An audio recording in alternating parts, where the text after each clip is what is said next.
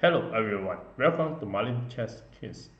Today I show the game played by John and Joshua, and the game starts with pawn to e4, c6, knight c3, d5, knight f3, d takes, e4, knight takes e4, knight f6, queen to e2, and the knight takes e4. And this is the first 5 move, and here we have white is slightly better in the position. Then the game to continue, queen takes e4, queen to a5,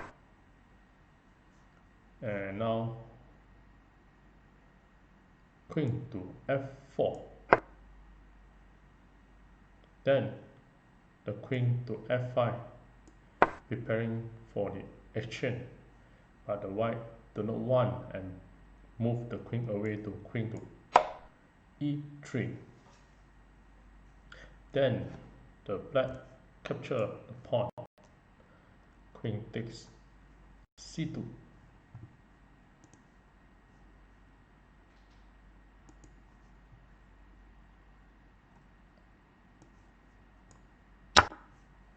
then bishop to d3 attacking the queen, and now the queen back to a4, and after this the white go for castle, and after this the black play f6, and this is the first 10 move, and you can see that within this 10 move the black has moved many times the queen, and with this is pieces is all underdeveloped, and also the king has yet to castling.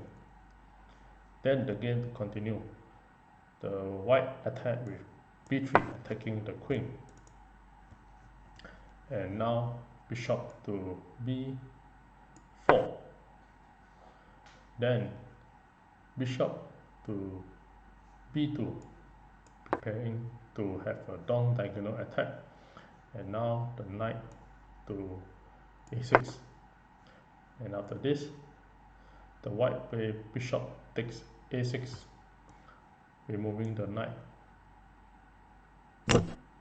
and after this the pawn the b takes b6, and the white continue to develop the rook a to c1, and preparing for this critical part from a1 to c1, then to c4 attack the queen, and then go to d4, and then f4, and at the end capture the position at f8, and this is a critical path that the white will use to move the rook and win the game. And let's see how the game continue. After this, at the move 14, the black play queen to d6. After this, the rook f to e1, and here white has a strong compensation for the loss of the pawn, and after this the black play a king to f7, and here the white continue to start to attack by playing a rook to c4, and now two of the bishop is underdeveloped, and the rook is still not yet moved, and now the black is under a very strong pressure from the white. Then bishop to d7 was played, and now the rook to d4 attacking the queen, so the queen move away to c7, and now the knight to g5, a sacrifice of the knight, and here the black capture with the pawn, pawn takes g5, then the queen takes g5, and now here the queen aim to go for rook f4 and check the king. And after this, rook e8 was split, and here we block, minimize the king movement. And after this, rook f4 was played to check the king. And in the actual game,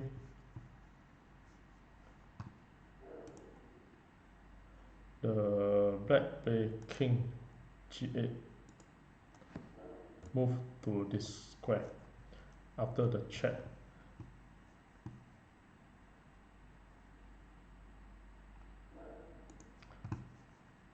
the g8, and after this, at this position, the white win the game.